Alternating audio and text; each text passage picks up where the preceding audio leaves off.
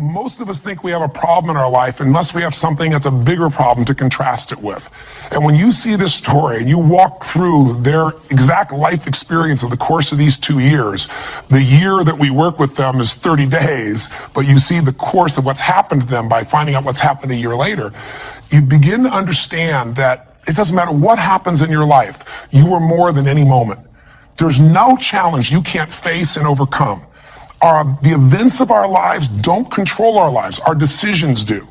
And so I figured if we could take a couple that has faced this big a challenge and be able to break through, then you could look whatever's in your life and make it happen. It's kind of like, if I wanted to show you that if you could face your biggest fear, your smaller fears kind of drop aside. It's like, what's your biggest fear? Today, one of the biggest fears so many people in North America and around the world, the Western world, are facing is losing their job. It's a horrific possibility. It has impact on your family, your psychology, your emotion, so many things, your choices. But the truth of the matter is, what's a problem? Losing your job is a massive problem until you find yourself in a position where you lose all your savings. What it took you maybe 10 years of working to get. Then what's a problem after losing your savings? That's not a problem anymore when all of a sudden you lose your leg or an arm or something horrific happens to one of your children. That's not a problem when someone tells you all of a sudden that you have terminal cancer. And I've had those moments where somebody says you've got that tumor in your brain and we don't know what it means. Those moments take your other problems and make them disappear. And you know what's interesting? When you ask most people in North America, what's the greatest thing that could ever happen to you? Give them 10 seconds. It's been done over and over again. First 10 seconds, what comes to your mind? What's the best thing that could ever happen in your life? The majority of people in North America say what? Can you guess? Winning the lottery. And many of them say winning a $100 million lottery, $200 million lottery. That's what's going to make their quality of life extraordinary. But when you do the studies, and there have been many done over the last 15 or 20 years on people that win these giant lotteries, what are their lives like 2 years later, 3 years later, 5 years later? Is the quality of their life extraordinary? Rarely, if ever. Because what's happened is they haven't grown. Life gives us these events, these, quote, horrific events, because there's an area of our life that has to grow. If you were to ask me, Tony, out of all the millions of people you've worked with, if someone really wants to feel alive, they want joy, they want happiness, they don't just want money or things or just even respect, they want to feel a sense that life is meaningful and alive, what does it take? I tell you one word: progress. When you're making progress in your life, it doesn't matter where it is, you're going to feel more alive. If you're overweight, but you get yourself today and you say, you know what, I'm stepping into gear. I'm just putting these darn shoes on. I'm not waiting for the perfect, person to come by and coach me. I'll get that too. But right now, I'm just going for a walk, or I'm going to go for a jog, or I'm going to go lift some weights. I'm going to do something right now. And you get yourself into gear, and you do that for a few days in a row. Even if you haven't lost the 10, 20, or 30 pounds yet, you're going to start feeling better immediately because you have the power of momentum and you're making progress. Progress equals growth. Growth equals feeling alive. We grow or we die. So what's the worst thing that could ever happen in your life? Same survey, ask the people in North America, 10 seconds to come up with the answer. Number one answer, to become a quadriplegic. That's why I made the show. Because the idea that I could be in a position where I'd be alive, but I couldn't physically feed myself, take care of myself, that I'd be completely immobilized, for most people, that's the scariest thought of all. To them, that's the worst possible fear. So by going through this journey with Frank and Kristen and experiencing their emotions and seeing and feeling that in 30 days they could go from trapped in their home where there's no possibility of a future, no idea of intimacy, no idea of children, to world travelers who are doing things they weren't doing before when he was, quote, supposedly able-bodied, happier and stronger and closer in their love than ever before. And you know it's real, and you see the results a year later as we do the follow-ups, and you haven't seen the follow-ups, be sure to see that and hear about the story of what's happened with them. When you get that experience, it affects you. Because it isn't somebody verbally telling you a story, it's something you kind of went through. So the idea here is, I'm sure you have some other fears outside the one we just came up with. Whatever you're afraid of, the job, the loss of relationship, trust me, it's small. If you'll face a bigger fear, that little fear will start to be handled pretty easily. That's why when all of us go through in our lives extreme stress, we're all going to go through it. You're going to have a home burn down, or something's going to happen to somebody you love, or someone's going to pass before you're prepared for it, which is almost always. Or you're going to find yourself in a financial situation that feels like you can't turn it around. Or you might feel like personal character assassination, or maybe you get mugged, or maybe you get a terminal disease. We all will face multiple times in our life extreme stress. The difference in people's lives is not what we face, it's what we do with what we face. You can take yourself from a place where in the face of absolute total tragedy, you triumph. But it requires making some new decisions, taking some new actions, and mastering a part of yourself that can unleash all of your power and ability as a human being. That human spirit, as corny as it sounds, can be channeled in a very specific way. And if you do, the game of life changes. So I'll give you another example outside Frank and Kristen. A friend of mine who just passed recently, he's always been a deep inspiration to me. His name is Art Berg. And Art's a guy that was a young man, good looking, strong, athletic. He lived in Utah. And he fell in love with his absolute sweetheart. She was, the most popular girl, the most attractive girl. She met all the criteria of a college boy. And his buddy and he are driving across the state to go to where he's going to get married. And he falls asleep in the back seat while his best friend is driving. And his best friend falls asleep in the middle of the night as they're driving. My friend Art Berg woke up rather intensely on the desert floor with the car upside down, his legs trapped beneath it, and unable to feel anything. He became a quadriplegic in an instant. His friend actually was beat up but actually survived. Now, what do you do in a situation like that? Well, the first thing most people do is they want to curse God or they want to curse their friend. It's not their fault. Most of what happens in our lives is not our fault, but what we do with it is going to determine the quality of our lives. Sometimes it is our fault, let's be honest. But lots of times, events happen. Stuff happens, or whatever word you want to replace stuff with. You know what I'm talking about. But what's different about this man is he made a different set of decisions. On that day, he said to himself, you know what? I got two choices. I can live here in the dirt and live and suffer the rest of my life when I've lost, or I can figure out how to maximize what I have. He developed this mindset. His mindset was, before the accident, there were about probably 10,000 things I could do. After the accident, he said I could probably do 9,000 things. Before the accident, I was probably not even doing 500 of those things. I'm going to do more while I am now. And he did. He became an entrepreneur, started his own bookstore, and became very successful. He married the same childhood sweetheart because this man was so inspirational to be around. It didn't matter what he was in a chair. She loved him. He had 2 children, one of the greatest gifts of life. And he did all kinds of crazy things. He'd scuba dive. His friends would put him in a suit and tie a set of weights to him. He'd drop to the bottom. They'd drag him along the bottom. That was his idea of scuba diving. He was an incredible human being, and he lived an incredibly full life filled with joy. The worst thing ever happened to you, be a quadriplegic?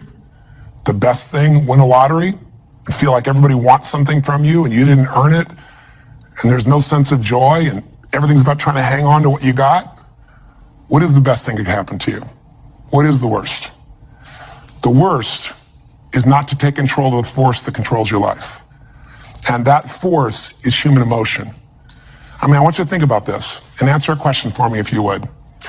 What really changed Frank and Kristen's quality of life? What changed them? You can see the change. You can see it even more a year later, that it's continued to happen.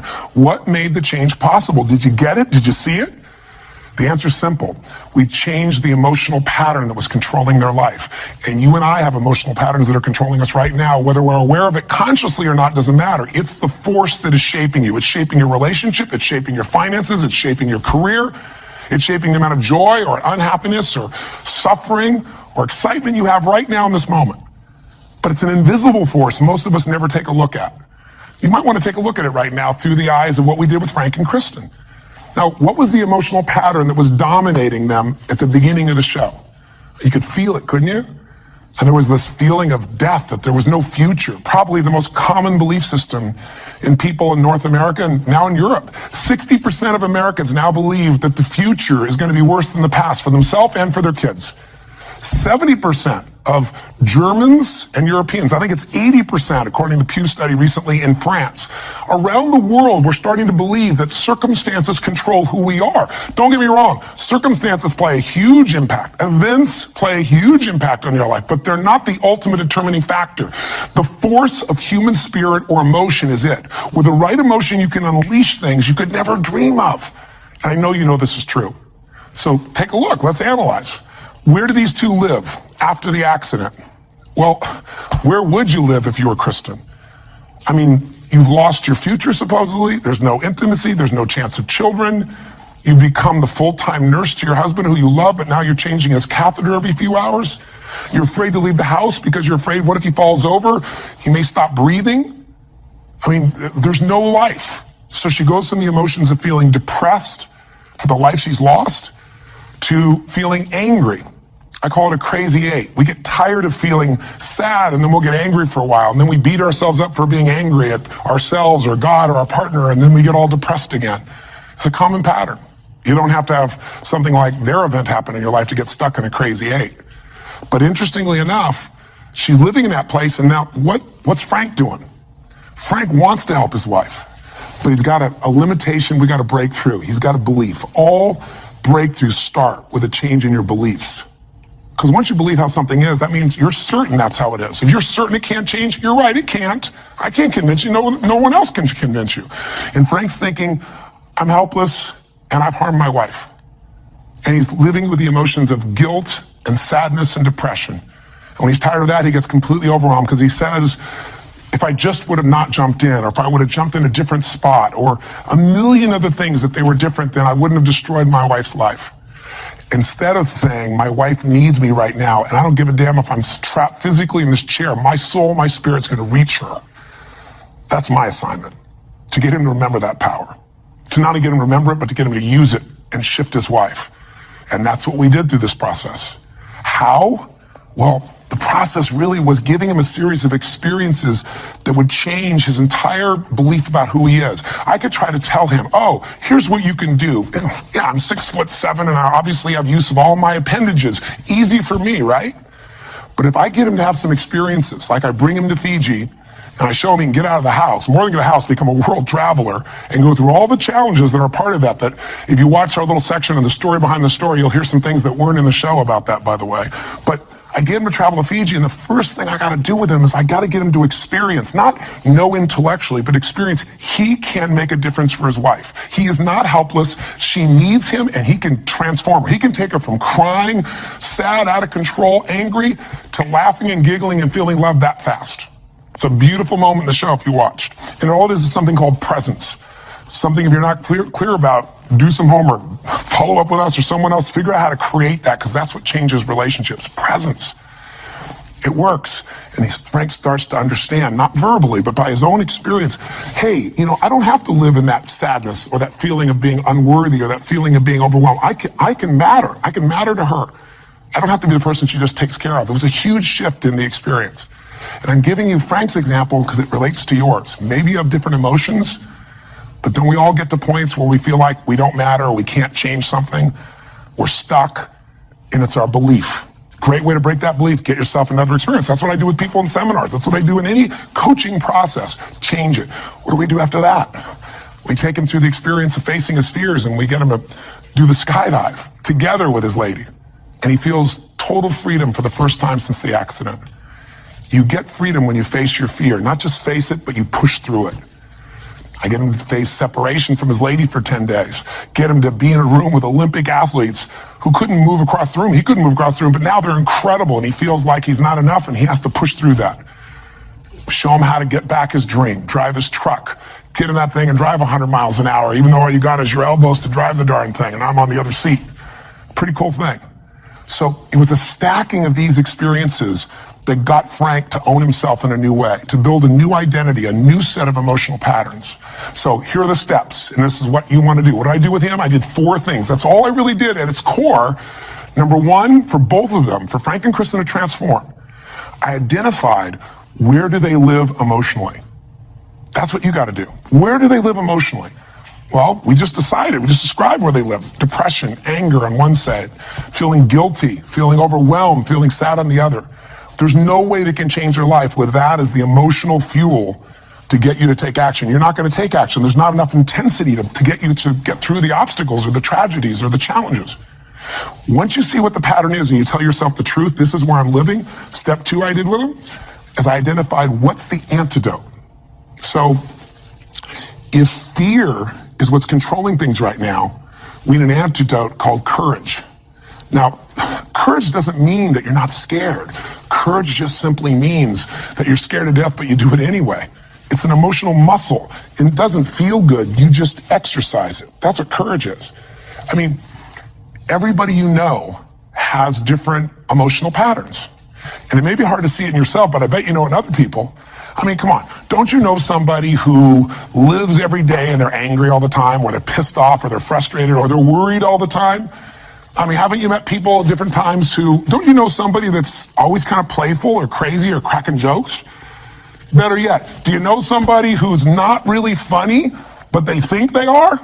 You know? And they tell a stupid joke and everything else. It's not even funny, but they crack themselves up so much that you find yourself cracking up, right? I mean, people have patterns. The question is, what's yours?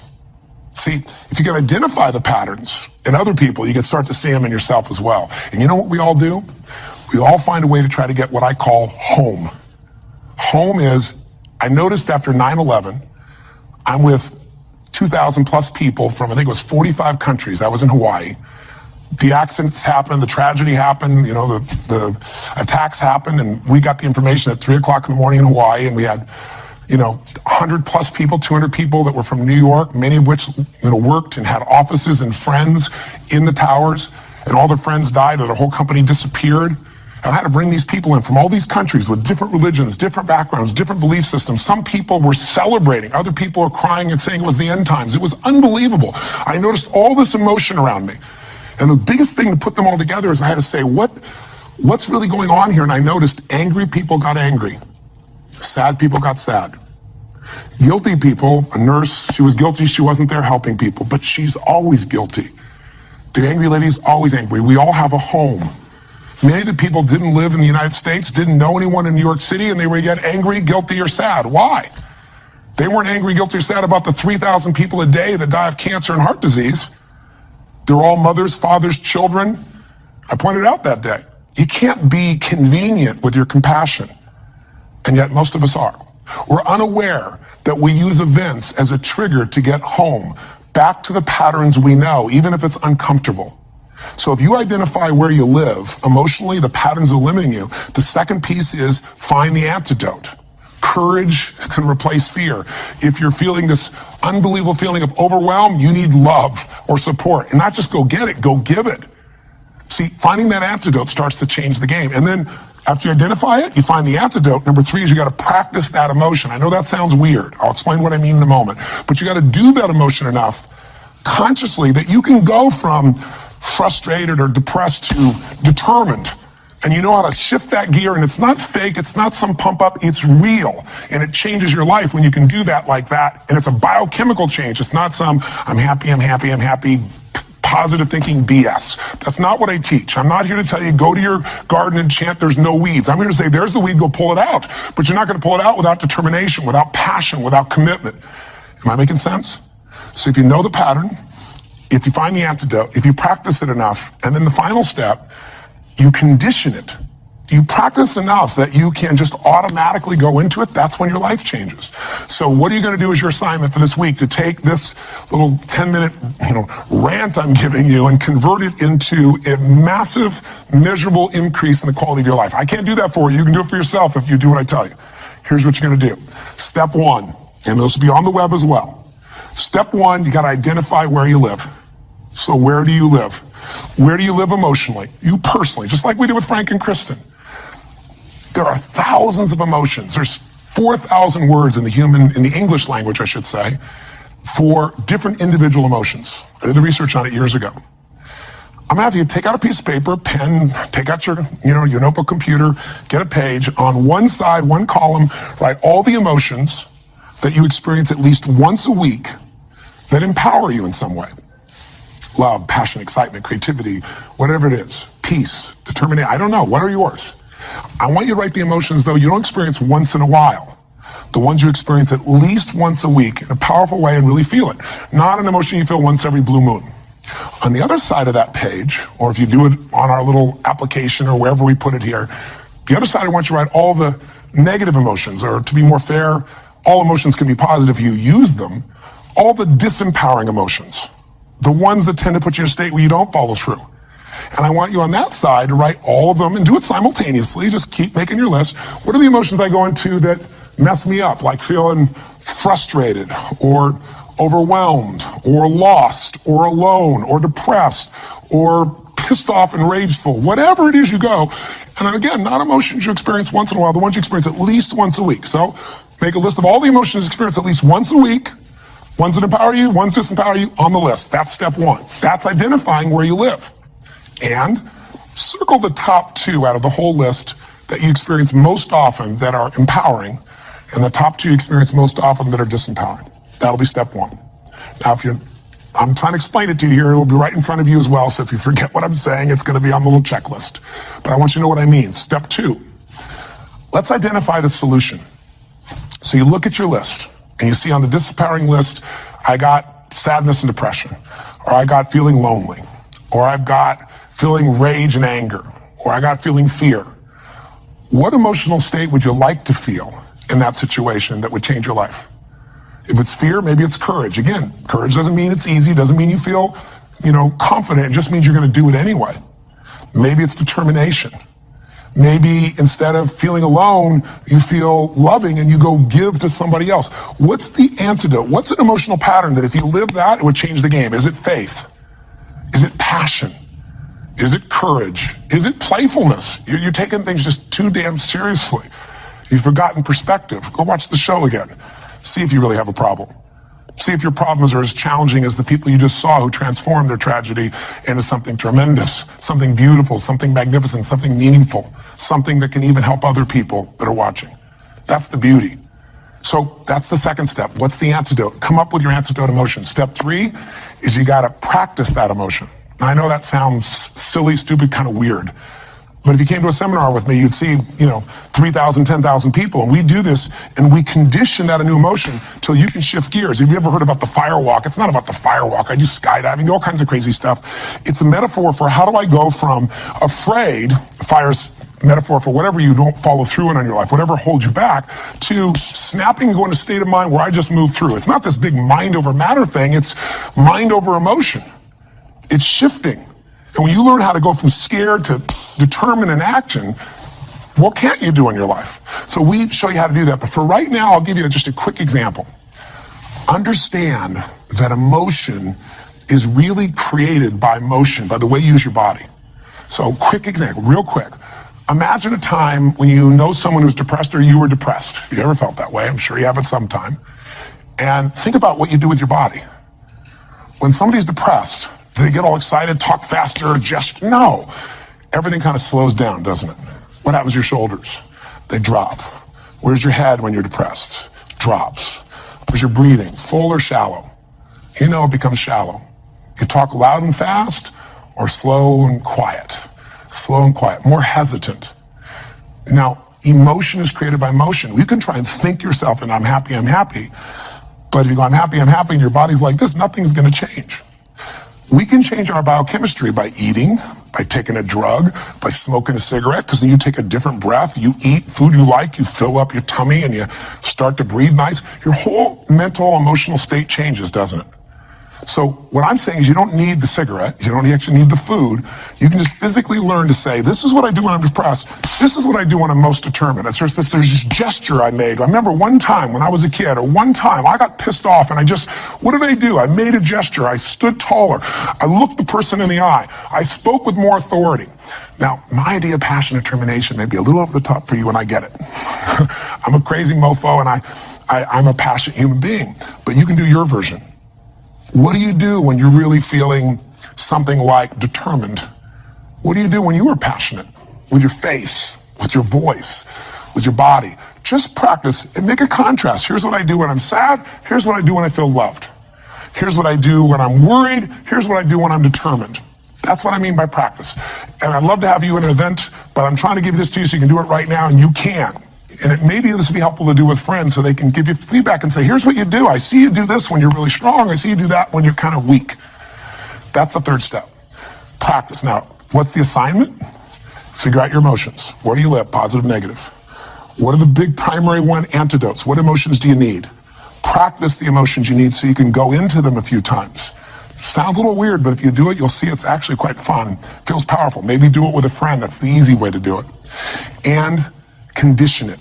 And that means take the next 3 days, do this 3 times. Figure out the difference and shift from not sure, worried to determined. From overwhelmed, I don't know what to do, to focused. And you just deliberately, physically make the change from one to the other. 3 times for 3 days. If you're bold, do it for 7. But if you do this 3 or 4 times a day for 3 to 7 days, you'll start to get a pattern in your body.